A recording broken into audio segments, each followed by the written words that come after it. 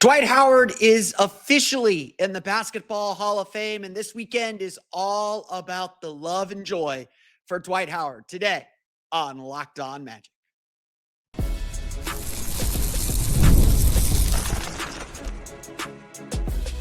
You are Locked On Magic, your daily Orlando Magic podcast, part of the Locked On Podcast Network, your team every day. And you are indeed Locked On Magic. Today is September 8th, 2025. My name is Philip Rossman. I'm the senior writer over at OrlandoMagicDaily.com, credentialed member of the Orlando Magic media since Dwight Howard was on the team back in the 2011-2012 season. On today's episode of Locked On Magic, Dwight Howard gets his day in Springfield. He's officially enshrined in the Basketball Hall of Fame. The lessons he learned and the love he finally so justly receives. We'll get to that coming up here. Plus, lessons from EuroBasket as both Georgia and Germany advance to Wednesday's quarterfinals. We'll get to that coming up here in just a moment. First, we want to thank you again for making Locked On Magic part of your day every day, no matter when you listen to us, whether it's first thing in the morning, whether it's right when we upload.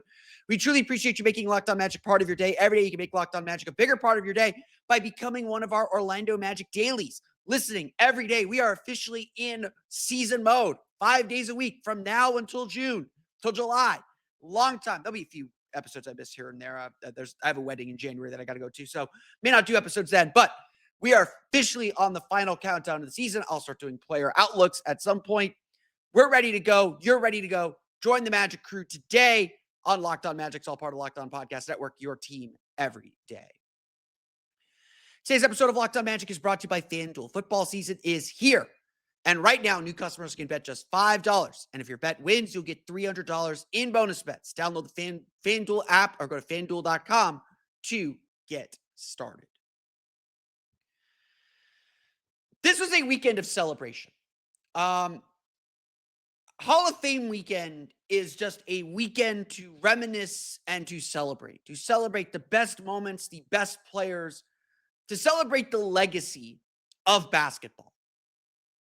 And that has not always been something that we felt like we could guarantee with Dwight Howard.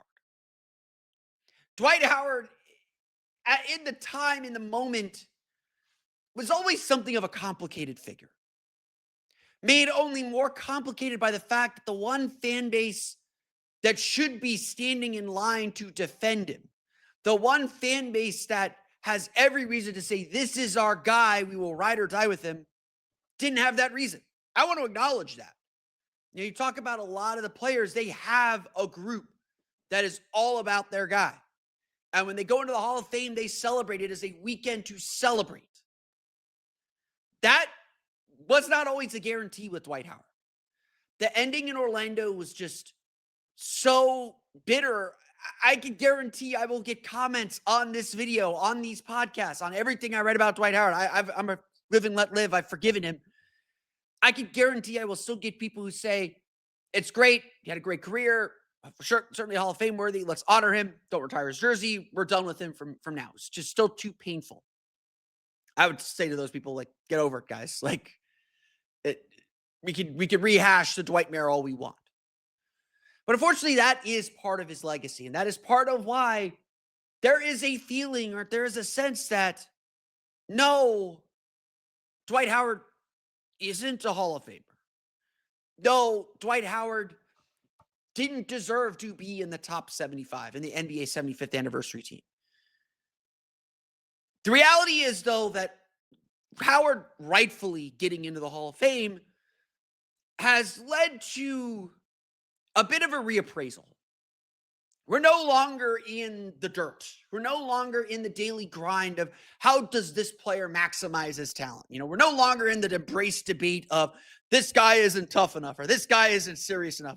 All that stuff that we talked about in the 2010s and the late aughts that just seemed to put Dwight Howard down and not accept him for the player that he is and the impact that he had on this sport, on this game. And yes, while Dwight Howard only won one championship, and it came very late in his career, and he had that 6-year sojourn after leaving the Houston Rockets, where he never could find his place. And the game and the evolution that, frankly, he started or helped usher in also was the reason he ultimately got passed by at the end of his career and could no longer be the effective player later in his career. And yeah, the back injury that scared the Magic and scared him in that last season with Orlando ultimately sapped him of a lot of his superpowers and ultimately sapped him from an even longer prime. But the fact of the matter is, time does heal wounds. Time gives us perspective. It lets us sit back and look at the full breadth, the whole picture. And in this instance, it is abundantly clear. It is perfectly clear that Dwight Howard is not just a Hall of Famer, but Dwight Howard was had truly one of the best peaks in NBA history, certainly among centers. He was a giant among men, maybe in a time when there weren't a lot of centers, but everybody was trying to find their Dwight Howard. Tyson Chandler made a career of like, well, at least he's Dwight Howard's defense, if a fraction of it, even if he couldn't deliver the offense. What was great to see over the last week was this sort of reappraisal of Dwight Howard's career. At a time, and again, if you're a contemporary, if you never watched Dwight Howard play, go find a Dwight Howard game. It's just stunningly fun to watch. But at the time, there were so many critics because Dwight Howard wasn't what people wanted him to be. He wasn't a 1990s back to the basket center. Yeah, Patrick Ewing was his coach. Yeah, he played for the Magic, and the comparisons to Shaquille O'Neal were super easy. But that wasn't who he was. And he wasn't just Ben Wallace with a rudimentary offensive game. Dwight Howard was a different kind of center that required a different kind of imagination. An imagination that Stan Van Gundy had when he unlocked the 4-out offense and made a 4-out offense successful. The NBA isn't what it is today without the 2009 Orlando Magic. I believe that the 2009 Magic proved to the rest of the league, hey, we can win shooting threes. This isn't some gimmick offense. 3-point offenses before then were gimmick offenses.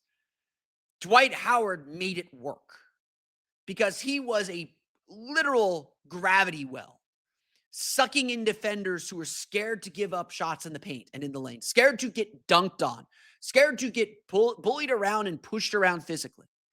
And the fact that Dwight Howard did this all with a smile on his face, the fact that he would block a shot five rows deep early in the game, which I thought was brilliant. I know people were always like, why does he keep the ball in bounds? Another criticism of his. I was like, no, early on, he makes a statement. Early on in games, especially, he would goaltend a shot just to tell the offense, don't bother. Dwight Howard probably understood psychologically what all this meant. He was there to physically dominate you, and he was going to smile at you while he did it. He wasn't the Kobe cold-blooded killer that everybody wanted him to be. He wasn't a Shaq bruiser who would just work you in the post with footwork and brute strength. Dwight Howard was a bunch of everything. And at long last, he is getting the love. At long last, he is getting this appraisal for what he was. For a period of 5 years at least. And a lot of people have said, if Dwight Howard's career would have ended in 2012 with his departure from the Magic, 8 seasons in the league, that was a Hall of Fame career in itself. 3 Defensive Player of the Year awards, 5 all-defensive teams. Ended up with 8 All-Star games, not all with Orlando. He was an All-Star with the Lakers and the Rockets as well. I want to give them their due and their credit as well. A force that forced LeBron James to shoot jumpers. LeBron never beat Dwight Howard's Orlando Magic in a playoff series. They only faced each other once. But Dwight Howard was LeBron's kryptonite. Derrick Rose, the MVP candidate who shouldn't have been, because that was Dwight's MVP in 2011, he would drive on anybody. He wouldn't drive on Dwight Howard. And that's why the Magic fared so well against those Chicago Bulls teams. Dwight Howard deserved a weekend of love. Deserved a weekend of recognition because his time with the Magic was truly transformative for this league and for this sport. Because Dwight Howard was the son that everyone revolved around. Because he was a defender that anchored one of the best defenses in the league at the time, and probably does not get enough credit for being one of the best defenses this league has seen. Again, maybe not top 20 all time, but a very good defense. Dwight Howard was a singular force in the league during his peak years and during his time. Well deserving of the Hall of Fame. And it was good to have a weekend to celebrate that. A weekend to give thanks to all the influences and all the people who brought Dwight Howard along, who helped make him great and helped his greatness shine, helped give him that smile that everyone seemed so jealous of. And it was great to finally see the rest of the basketball world bury whatever hatchets and bury whatever criticism they had to recognize how good Dwight Howard was and what he meant to this sport. Dwight Howard deserves the love, deserves the congratulations, deserves everything for being a pro basketball Hall of Famer. And I know this is the comment that's going to get me in trouble, but I hope in a few years, the Magic will be hanging number 12 on the rafters as well. This was a big weekend of basketball upsets galore in EuroBasket. The lesson that Germany used to advance to the quarterfinals, plus Goga Bitadze steps up big in a big upset win over France. We'll get to those two games coming up here in just a moment.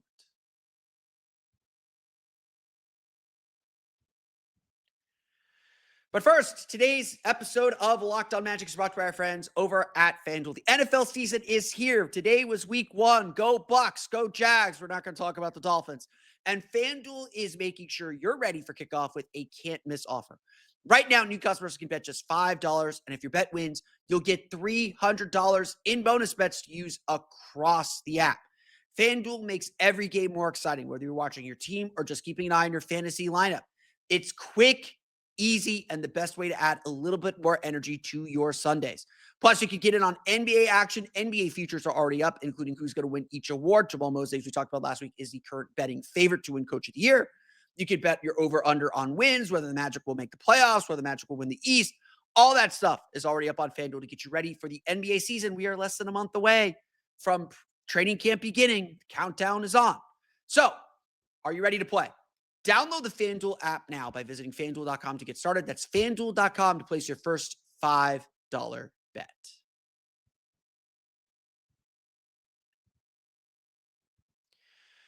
It was a busy week in EuroBasket. EuroBasket got to the good stuff this weekend. We got upsets left and right. Had so many things happen. Serbia out. Finland, huge upset over Serbia. We had a couple near upsets. We had a couple just really, really fun games. And obviously, we're at the good part of EuroBasket, the elimination rounds. Germany was nearly one of those upsets. Germany was struggling with Portugal.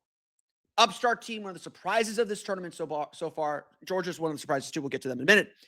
But Germany was really, really struggling. They missed 20 plus 3-point attempts in a row at one point in this game through the first 3 quarters. And it looked like Germany was going to be in a fight. And in a single elimination tournament, anything can happen. That's the reality of this thing. Anything can happen in a single elimination tournament. That is what makes the NCAA tournament great. That's why we watch these games. And why, like, a playoff series is a completely different mindset. But this is why I think EuroBasket is so valuable. This is why EuroBasket is interesting and it's worth paying attention to and worth covering. I've mentioned this a million times already over the last few weeks. You cannot simulate pressure basketball. You can put 2 minutes on the clock. You can count yourself down from 10. You can do all that stuff. But nothing simulates a pressure situation. And especially a playoff pressure situation. You can't simulate that in a practice. You can't simulate hey, if we don't make this shot, we're out. We're done. Our season's over. That kind of pressure can only be experienced. And how you game plan or how you solve or how you figure out how to win must-win games, that's something you only gain through experience. That's why teams don't just suddenly win. Like, we all believe the Magic are on a championship trajectory. Like, I'm here to say that too. I think very few of us would project this year's Magic team, the 2026 Orlando Magic team, to win a championship. They haven't won a playoff series yet. They got to 7 games in a playoff series, which is a great step. Clearly, they have big ambitions, but there is an experience factor they need to get to. The reason why they went out and got Kentavious Caldwell-Pope was not just for shooting, but for that experience, to try and have that somewhere on the roster. Corey Joseph helped with that too. The Magic right now, 0 championship experience. Very few guys have actually been deep in the playoffs. Desmond Bane has won, one playoff series in his career, maybe 2. Tyus Jones was with him for those. There is an experience gap the Magic are going to have to make up, especially going up against Cleveland, against New York. Those teams have been deeper in the playoffs. Now, thankfully, there aren't a lot of those teams. Milwaukee's one of them, perhaps, but there aren't a lot of those teams that have been super deep. Miami's been super deep. That's why you can't count them out. Trae Young's been super deep. Kristaps Porzingis has been super deep with the Hawks. You can't count them out. Orlando's got to make up that experience. And so if you can get just a little whiff of it, a little taste of it from this tournament, you will take it. You'll grab it. You'll grab it by the horns, and it'll be like, yes, give that to us. And so this is the lesson that Franz Wagner and Germany are having to learn. This is the lesson they needed to get. Now, this Germany team has won, and they're very experienced in FIBA, so you don't worry so much about them. They won the bronze medal at the 2022 EuroBasket. They won the 2023 World Cup. They got to the bronze medal game and were disappointed to finish 4th in the Olympics last year. This is a team that does not blink when they face adversity. And one of the things we were still curious about, and look, they faced some adversity in the exhibition games. They had a close game against Slovenia that they needed to win. They had a close game against Turkey. They had an overtime game somewhere in there. And the Turkey game, certainly very instructive. They had to rally to beat Turkey, so don't sleep on that Turkey final coming up. The potential for a Turkey final. I don't want to put that in ink yet. Don't freeze and go take me, please. Germany had to find a different way to win because Portugal was here to play. They weren't here to be just the happy story, the upset story that got to the knockout round and was happy to go home. They were there to win. They wanted to win this game. And it took Germany a long time to build separation. Some of that was they couldn't make threes. Their defense hung tough. They had to get down and defend a little bit. They had to try and squeeze points out in transition. Franz Wagner did not have a fantastic game. Still finished with 18 points and still had 16 points, 10 of them in the first half, kept Germany in the game. But this was just about pounding the rock. And that's often what these meaningful games are. It's about staying with it, finding ways to give yourselves a chance until finally that dam breaks. And that dam broke in the 4th quarter. After leading by, I think it was 1 possession after 3 quarters, Germany finally broke through. A 33-7 4th quarter, where Mauro Lo made 4 threes. Tristan da Silva scored 11 points. He made 3 threes in the 4th quarter, a lot of them toward the end of the game when the game was already decided. Germany showed its championship grit. And like you might be sitting there saying like, okay, why does that matter? These aren't players who are going to be on the Magic. I would argue it does. Because this is another big time positive experience for Franz Wagner. He may have scored only 16 points and struggled with a shot, but he was a magnet on offense. He was someone Portugal was determined to stop, and he used that to get others open. Franz had, I think, 4 assists in this game, but he had at least 3 or 4 passes to wide open shooters who just missed the shots. And we're familiar with that in Orlando. We're used to seeing that. But a lot of what we've talked about for this tournament is not just Franz Wagner shooting, but him just continuing to expand and grow his game. Him being a better passer, and he's been passing and getting a lot of assists in this tournament. He's been getting to the line a lot more in this tournament. It's been really fun to watch him begin to expand his game like this. Franz helped this team find a way to win. And at this stage, it's survive and advance. It doesn't have to look pretty. There are no style points. We're not trying to impress the NCAA tournament committee. It's just about winning the dang game. And again, that's like the ultimate lesson too. Because when the Magic get to the playoffs in this spring, April, May, June basketball is just about finding a way. It's about having the grit and determination to execute, to make that one shot because the margins are so small. It's about doing those little things consistently or more consistently to get you over the top. And the reason why Germany is the favorite to win this tournament, as well as Turkey has played, I don't want to take anything away from Turkey. It's Germany and Turkey are the two clear favorites in this tournament. Obviously, Slovenia still has Luka Doncic. He scored 42 points in Sunday's game. They get Germany on Wednesday. Obviously, Giannis Antetokounmpo, he had, I think, 32 against Israel on Sunday as well. Germany is still Germany is the favorite to win this tournament. They are the most complete team. They have been the most dominant team in this tournament. They may not have the most impressive wins. Turkey has the most impressive win over Serbia. But this is what you have to do to win. And obviously, like at this point, with Serbia out of the way, with Spain out of the way, with France out of the way, and France didn't send an 8 team, so I don't want to oversell that. Although we will in a little bit. Nothing short of gold will count for Germany. And that's the kind of championship pressure the Magic want their star to feel. Want their star to find a way to execute again. Wants their star to find a way to work. Germany is so good, they don't need their best from their best players to win. But they still need positive contributions. And that was the case for Georgia too. Because a frustrating day for Goga Bitadze could have gone really far south, and then Goga stepped up. We're going to talk about Georgia's huge win over France, a historic win over France, coming up here in just a moment.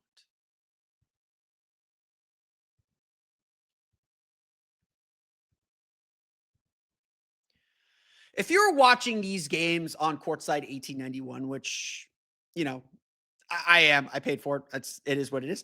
I wish ESPN were still carrying these games, but if you're watching these games on Courtside 1891, the FIBA announcers can be, they bring a different style to it. Let's just say that they're not American announcers. They'll make you happy for what we have in the NBA. They were really harping on Goga Bitadze throughout this game, and some of it was very fair, and some of it was probably harping on it too much. But there is no doubt that Goga Bitadze at times has an emotion problem. He wears his emotions on his sleeve. It's part of what makes him great and probably part of what holds him back. And so he came out of the game in the second quarter, turned the ball over, trying to get across, trying to make a drive, trying to attack a closeout, slipped on the logo at the free throw line, passed it back out to the perimeter, and the ball dribbled into the backcourt for a backcourt violation. He got taken out of the game, normal time for his break, and was clearly frustrated. Kicked the stanchion. There's a little like scoreboard stanchion or a little advertising stanchion in front of the benches. Kicked that, and the broadcasters just went all in on it. It probably wasn't very much, but yes, Goga had his worst game of the tournament on Sunday. In the biggest spot, he did not play great. At that point in the game in the second quarter, he hadn't scored. He was 0 for 2, didn't have a rebound, had an assist. Just a very, not involved game for Goga Bitadze. And considering that they were just coming off a game against Bosnia and Herzegovina that they had to win and lost, thus relying on Greece to beat Spain to advance to the knockout round, where Goga Bitadze played well and Tornike Shengelia played well, but Alex Mamukelashvili did not play well. And that probably cost them assuring that they would advance. Now, they advanced, obviously, but Georgia needs a lot from Goga Bitadze. That is the point. Georgia does not have the depth of scoring to have a bad game from Goga Bitadze. And so us Magic fans, we know the ups and downs with Goga. I note this a lot. The problem with Goga Bitadze is consistency. He will let a bad play grow into 2, grow into 3. There is a reason he did not play very much when it came to the playoffs. Played only about, 15 minutes over 3 games in the playoffs. Those most notable moments were not moments you want noted. And so the question with Goga Bitadze has always been, can he find his composure? Can he build that consistency? Because we know he will put up stats. We know he will put those numbers in. You give him the playing time, he's going to get numbers. And in this game, he ended up, with 8 points, 2 rebounds, and 4 assists. Not a strong game. But like with Germany, it's not about how you win right now. It's about survive and advance. Single elimination. All you got to do is win this game. Win that one game. All you have to do. And that is what Goga Bitadze delivered. In the critical moment, in the most critical moment of the game, Goga Bitadze stepped up and made 2 critical plays that ensured that Georgia would advance to their first ever quarterfinal in EuroBasket. And so we could talk about how Goga needs to continue to manage his emotions and stay locked in and bring the same intensity. But it's better to talk about how he did that. And how, despite a terrible game, he made the plays his team needed him to. The first play came in I believe it was a tie game. A tie game with about a minute, 2.5 minutes to play. Goga Bitadze did a short roll to the free throw line, saw 3 defenders close in on him, and then did a quick touch pass back out to Tourniquet Shingalia, who drained a 3 that gave Georgia the lead for good, 3-point lead. About a minute later, and this is something I'm very critical about Goga Bitadze on, he chases blocks. But he is a good shot blocker. There's a reason why he chases blocks. I just want to be a little bit more disciplined on how he goes after them, because Franz certainly took advantage of that. Pump faking him, getting him to go for blocks instead of keeping his position. He's a big guy. He's going to block shots. He's going to test shots. All he wants, just by being a presence. But a minute later, about a minute and a half left, with Georgia up by 3, he got engaged in a pick and roll. Bilal Coulibaly, got him to step up and guard him. Had to. Dumped it off to the baseline. Guy tried to make a drive. Goga Bitadze recovered to make the block. A humongous play. By the time Goga Bitadze dunked the ball with 30 seconds left, Georgia had won the game. 2 humongous plays, 2 difficult plays, 2 surprisingly simple but difficult plays that, frankly, won Georgia this game. They're just critical plays to deliver Georgia a victory and send Georgia to the first quarterfinals in that nation's history, the first EuroBasket quarterfinals in that nation's history. This is a dream run now for Georgia. And with Serbia eliminated by Finland, they get Finland on Wednesday. Big game. Finland is a very good team. Lauri Markkanen is crazy in FIBA basketball. Germany just beat them up. But they're very good, very strong team. They will make shots if you're not careful. But Georgia knows its identity too. They know they're a physical defensive team. They know they have scores and they have guys and Shengelia and Mamukelashvili and Kamar Baldwin, who's played fantastic this tournament, who can score and get downhill. And then they have Goga Bitadze as a center who's, still finding his offensive role. But the point is, this is not what we always see from Goga Bitadze. And so it is worth highlighting. It is worth saying. It is worth noting that when Georgia needed Goga Bitadze to step up, when they needed him to make a big play, to push aside 40 minutes of rough basketball, 35 minutes of rough basketball, and be locked in on the moment to ensure that his team advanced, Bitadze did it. And that isn't always the case with him. And so you're looking for these moments of growth. Again, these pressure situations. Pressure makes diamonds. Pressure reveals character in these moments. Pressure reveals what you still need to work on and where you need to grow. This was a clear area that Goga Bitadze needed to grow. This is a clear area that Goga needed to get better. I talked a little bit about this in our last episode. It's still there. You still see him get a little too emotional, get a little too lost in the game, try and do a little too much. And that was a problem throughout this game. But when it counted, when Georgia needed it, when the game was on the line, when their tournament was on the line, Bitadze locked in and delivered.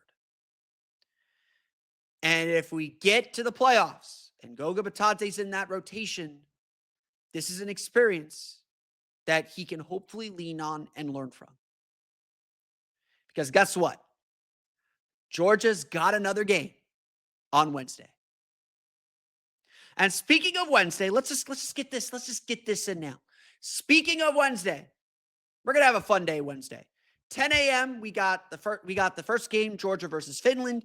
2 p.m. we got the second game, Germany versus Slovenia. Gonna be a fantastic game. Franz Wagner versus Luka Doncic. And we're gonna go live after the game, 6 o'clock. We're gonna do a live episode. We'll recap both games, talk a little bit about both those games. Bring your Magic questions. We're gonna do a Locked On Magic live Wednesday at 6 p.m. Eastern time. It'll be on the Locked On Magic YouTube page, as well as on X Spaces at Magic Daily. So bring your Magic questions. We will get to everyone. We'll get to everything you want to ask and talk about. We'll have a great EuroBasket celebration as Georgia and Germany try to win the EuroBasket title. But we'll get to that on Wednesday. That's going to do it for me today. I want to thank you all again for listening to today's episode of Locked On Magic. You can find me on Twitter at PhilipRR_OMD and on Blue Sky at PhilipRR.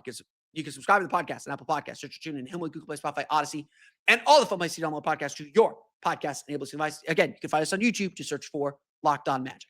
For the latest on the Orlando Magic, be sure to check out OrlandoMagicDaily.com. You can find us on Twitter at OMagicDaily. And for even more Orlando Magic content, be sure to check out my Patreon page, Orlando Magic Hub, at patreon.com/Orlando Magic Hub. Fresh Orlando Magic article for you, plus magic wands, just stuff I find on the internet, what I'm reading throughout the week, throughout the day.